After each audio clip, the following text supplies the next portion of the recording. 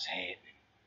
Uh, it's Mother's Day once again, and see, just like everything in this life, it sucks because Mother's Day is it's not a corporate holiday that where you got to go spend some money. Uh, necessarily. It's just a day where you just show respect to your mother. But I mean, it's really, you know, I'm gonna take it to the Bible narrative, which people don't really understand. It's like it says in the Bible, don't you know? Even the wicked give gifts to the people they love. So it doesn't say that the wicked are without love. It just says that they just only love whoever they feel like loving, whoever is doing right by the standards of society, whoever bows to the image that Nebuchadnezzar stood in when the music plays. That's who is accepted. And the man in not gay apparel is has to sit under the footstools, of the Pharisees. But honor thy mother and thy father. See, people get that twisted. They think this is something like, when you're, they always want to use this. Well, what if when your parents do this, or what if when your parents do that? They don't understand something. It's like honoring the mother and the father isn't necessarily even because your mother and father are good. And honor them doesn't mean obey them. Like if they say, "Hey son, you go get in that fucking statue and you burn yourself to Moloch," you don't have to obey that. You know what I'm saying? So that isn't honoring thy mother and thy father by blindly following them. It's, you always adhere back to God's instruction. That is our true father. But our parents on earth, this is how you honor them. You give them respect for bringing you into the world. That's all. That's what it is. That's all it is. It doesn't matter if they're bad people, if they're good, if they're the greatest. Honor them all the same. It's just you show honor, even though it's unmerited. Is exactly what the definition. I think it's concordance definition, or how you interpret it in the Greek. You know what I'm saying? It's like it means you give respect even though it's unmerited. Just like God gives us love, He loves man. Though we have fell out of His good graces, He still loves us. That's agape love. It means love that is without merit. It just means I love you anyway. This is the way we all should look at our parents. Look, for instance, my father wasn't the greatest father. You know what I'm saying? But listen, yet I still honor him. He is my father, and I love him. And the few times we did hang out, I learned what I could from him. And I also learned that, listen, this world is that bad that people give up on the world and they go seek something else. You know what I'm saying? And I find myself chasing that dragon sometimes because society is so, you can clearly see how fake of a facade this is, and how backwards it is, and how disconnected we are, really. And I feel alone a lot. You know what I'm saying? Where my dad got murdered. He's gone anyway. My stepfather doesn't like me because I don't stand up to his workers party ethics. You know what I'm saying? Because I see exactly what happened in Nazi Germany. I'm watching it in my own life. It's this. Look, Hitler started with the middle class. He threatened. He was like, "I'm gonna be your champion for the working man," and everyone's like, "Yeah, yeah." So a small minority of people, because look, the middle class is a minority. Not most people have to struggle and strive through the whole nitty grit, and unless you take some kind of secretive oath and you get in the Brotherhood secret haterade network, you know what I'm saying, and they plug you up into the higher echelon. If you got the bloodline connections, which allows you to be able to progress even to the higher levels. That's why a lot of this stuff is family orientated. They pass it along to the next generation so they could fulfill the great work, and you can be a sheep. And when the world leader Hitler shows his face, you'll be like, yeah, it's the champion of the working man. You know what I'm saying?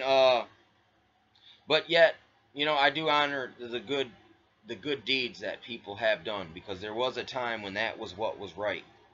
It's just to do what you can do to take care of your family. And that's back to this point, the Mother's Day and fathers, honor thy parents. Here's another thing. It's nowadays you see these workers' party members, kind of like, like Mark Dice, and he'll be like, yeah, these trolls who live in their mother's basement and just stay on the internet all day. It's like, see, these people, these gatekeepers are out there. You know what I'm saying? And they know we're gonna be out here because in the real scope, truth is, they know this game is musical chairs. They know people are going to get pushed out. And then you're going to start looking at the system like, hey, wait a second. I got hoodwinked. Something happened. And you just can't get... Once you get to the truth, it's hard to go back to life as usual. Back to the same old musical chairs, the same old scientific mind control. When our way of life is it's already eroded from under us. We're all living in a fucking fantasy world. Because...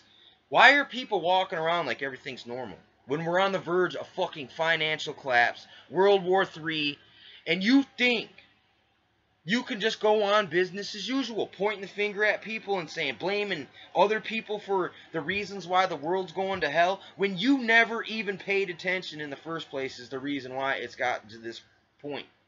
And here we are, you know what I'm saying, in all these struggling situations, because if you do seek out the truth, it's going to cost you financially. You know what I'm saying? Just to stay blind, you will be rewarded for it. And you'll have houses. And listen, you'll put your parents in an old folks home. You know what I'm saying? And forget about them. You know what I'm saying? Here's part of this, the upside. This is God's truth here. There's a part, I think it's in Isaiah or it's Jeremiah, and it says that God has a plan to reconcile the fathers to the sons, and the sons to the fathers. You know what I'm saying? And I mean, basically that means it's to mend and repair all these relationships, these broken relationships that society has engineered and fractured us, so there's a kingdom divided amongst itself.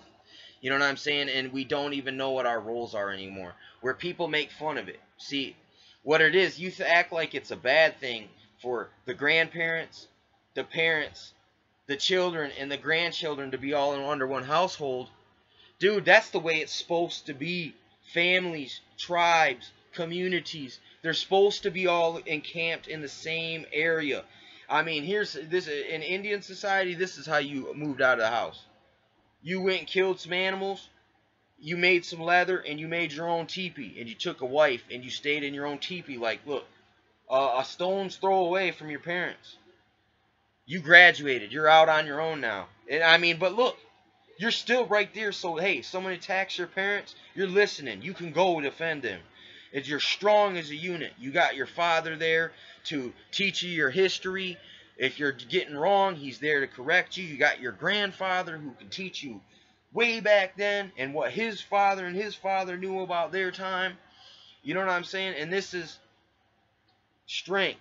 See, what they've done, if they made us think that this is strength, when it's just gears in the machinery of the beast, when we need to be like this, we need to cling to what's right, cling to each other, instead of thinking that, see, they got you in this phony dependence, or it's phony independence. You know what I'm saying? It's like, here, even though you could make a living to be somewhat independent, but listen, if the system crumbles, so does your independence. Actually, the person who is least relies on the system and the way things were set up is going to have the easiest time adapting to the new culture of Book of Eli, Mad Max. You know what I'm saying? And that's just the truth. I mean, listen, just because you done worked your whole life doesn't give you no better odds than me. When the shit hits the fan, we're all on our own. You know what I'm saying? Especially with the system y'all set up. With your mindset. Lets me know, hey, I can't. You motherfuckers will turn me in. You motherfuckers will kill me. Thinking if I come over and say hi, hey, you guys are going to fucking shoot me. Like I'm an enemy. And I don't even mean you no harm. You know what I'm saying? That's the day and age we live in. But so you can repair some of this damage by reconciling your relationships. You know, I have reconciliation issues I need to take care of. But there's the third man in this. It's called the state. It's called law. It's called policy. It's called the beast, the machine, the matrix. That component is, I can't control that component. You know what I'm saying? I can't control the other party in this because they're unreconcilable. So what the hell is a man supposed to do? You know what I'm saying? And then you know the geopolitical economic situation. They're putting a fucking squeeze on us. They have for many years. So it's no surprise that that look, shit is in dire straits. Should be. It's good. The canaries in the coal mine, man, are falling down, and everyone's playing the music as the Titanic's sinking. You know what I'm saying? Like, look, pay no attention to the man behind the curtain. You know what I'm saying? It's all this. It's all the same metaphors, man, and it's truth. It's hard. People don't want to accept it because look, we've been brainwashed. We've all been under scientific mind control, where they set this unrealistic expectation, and if anyone doesn't live up to it, you point that out and discredit any true shit they say. You know what I'm saying? Because I mean, you know what I'm saying? People just they don't even know what's what. You know what I'm saying? They really don't. It's like what it is the state. You lobby with what you feel is the majority opinion, and you feel like that's being a good citizen. You're doing a good job. You're a good Workers' Party member. You know what I'm saying? But it's not true. It just makes you someone who looks the other way and takes a bribe and a reward for it, and no justice, no peace. And then you act like anyone who's really trying to plead justice and peace, you act like he's the bad guy. You know, there's something wrong with you. When there's something right going on for you when it comes to the kingdom of God. And you guys are blind to it. You know what I'm saying? It's like you act godly, but yet you deny that there is a God in the first place. You know what I'm saying? And if you knew there was a God, you would honor your parents. You know what I'm saying? That just means give them respect, even though it's not merited. It doesn't have to be merited. No one has to live up to your standards, including me, my parents. I forgive them. Peace. You know what I'm saying? I forgive them for anything. I hope they forgive me. You know what I'm saying? For my shortcomings as an individual. You know what I'm saying? But that's how you reconcile. You say, you're just a human. I can't have unrealistic expectations for you. And you forgive them, and look, all that weight, all that worry, all that letdown goes away, and it's replaced with joy. Like, wow, I'm lucky that I even have parents, or I even had parents. I'm lucky I wasn't a test tube Manchurian cyborg. You know what I'm saying? In these fucking days and times of transhumanism. And another thing, man, it's like people act like just because you use a swear word, you drop a swear word, like somehow that makes you a bad person. Like you gotta walk around all, you know. I heard this study. It says people that are from the country or people from the ghetto, even though people that aren't educated in the civilized arts, in the conversational gymnastics, I'm putting on the mask of monarchy. You know what I'm saying? Type of system mindset. They speak honestly. It comes out kind of like New Yorkers, for instance. You know what I'm saying? It comes out, or people from Chicago. It comes out, sounds harsh, verbal, ebonics, gutter, urban, but yet it's just normal speech. It's just, that's how people from the city talk, man. And it's like, look, it's like, stop being so tenderfoot. You know what I'm saying? Can't grown men conversate in the manner in which conveys the most amount of language, emotion, communication in the least amount of word usage, least amount of letters, syllables. Why not? What's wrong with that? I mean, I'm sick of people, the damn grammar Nazis, the dang cuss word Nazis. You know what I'm saying? Stop being a damn Nazi. You know what I'm saying? It's like live, let live. Leave people alone. Unless they're messing with you, yes, by all means, intervene. But if they ain't, leave them alone. You're on the same damn team. We're all human. We're a team humanity. Team mankind.